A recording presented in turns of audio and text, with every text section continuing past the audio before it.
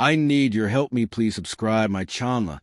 I never intended to reveal anything at my brother's wedding.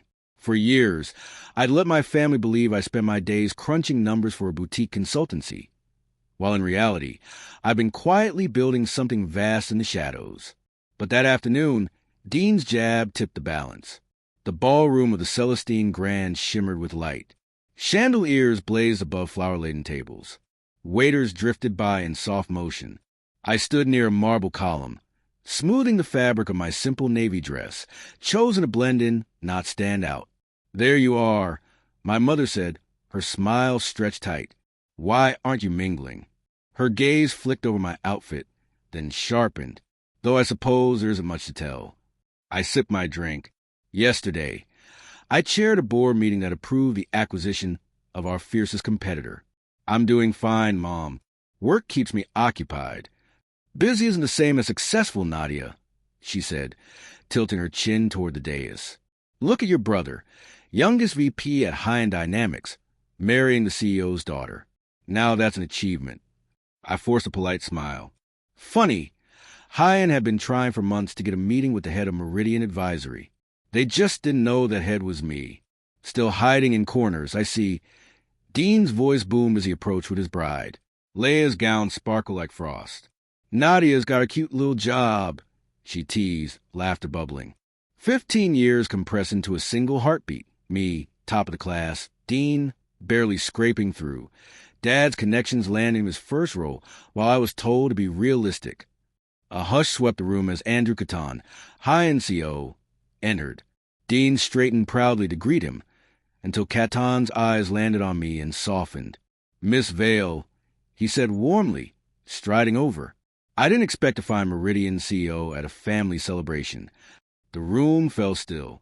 I felt the cool weight of my locket against my skin, and, for the first time that day, allowed myself a genuine smile. Catan shook my hand respectfully. "We've been trying to schedule a meeting," he said, "if Meridian is still open to discussion." Dean's grin faltered. "Miss Vale," he echoed. "Nadia?" I kept my attention on Catan. "Congratulations on the wedding, Andrew. As for meetings, tonight isn't the time. But I'm glad we finally met in person." A murmur rippled through the ballroom, quiet as surf rolling over marble. My mother's glass quivered. My father stared as if I'd spoken another language. Leia managed a nervous laugh. "So you run Meridian?" "The big one." "The same," Catan confirmed. "And we'll step aside now. Miss Vale, 5 minutes." We found a mirrored anteroom nearby. I closed the door behind us, shutting out the ballroom's noise and curiosity. Catan folded his hands. "High-End's board is ready to deal. I'll stay for the transition, but we need Meridian's capital and structure. You'll have complete control." "And the redundancies?" I asked. "Merit, not nepotism," he said quietly. He didn't have to say Dean's name. When we returned, my family waited like a tribunal. My father spoke first. "You let us believe. You chose what to believe." I cut in. Every time I tried to talk, the conversation became about Dean. Dean grabbed my arm. "You can't humiliate me like this." "Not here." I pulled free. "Do your job, and there's nothing to fear. But if Meridian acquires High-End, performance will matter." "Acquire," he whispered. "On terms that make sense," I replied. My fingers brushed the old locket at my neck. Inside, my grandmother's words etched deep in memory.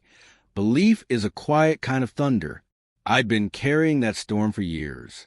"Andrew," I said, turning to Catan, "let's schedule the board meeting for next week." "Tuesday," he replied. Tuesday came like a clean blade. I entered High-End's glass-walled boardroom beside Andrew. My reflection multiplied across every surface. The directors looked weary, the figures on their charts worse. I presented Meridian's proposal: capital infusion, new governance, phase consolidation, and the conditions that mattered: audits, ethical sourcing, promotions earned by performance. Questions came sharp, then softened, then ceased altogether. When the vote closed, the result was decisive. Ownership shifted, first on paper, then in the air itself. You could feel the axis of the room change. Beyond the glass, my parents clutched coffee cups like talismans. Dean stood apart, jacket off, eyes hollow from a sleepless night. I asked Andrew for a moment and walked over to them. So, Dad began, voice force bright but brittle. We're family again. We always were, I said. We just weren't honest. Mom's eyes glistened. We're proud of you, Nadia. I didn't need pride, I said gently. I needed belief. My hand touched the locket. I had it anyway. Dean swallowed hard. What happens to me? The same as anyone else, I said. Junior sales, growth division, training, quotas, a clean start, perform and move up. If not, severance. I met his eyes. No shortcuts. He exhaled, a sound I'd never heard from him before. Something stripped of armor. Okay, he said. Back in the boardroom, we signed. Andrew clasped my hand. Deal done. Reporters waited outside, rumors already humming. I faced the microphones and introduced the new Hyan, leaner, fairer, sharper.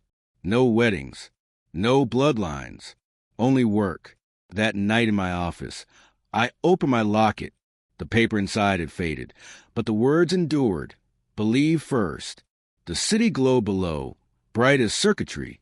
I closed the clasp, felt its coolness against my throat, and turned toward what came next.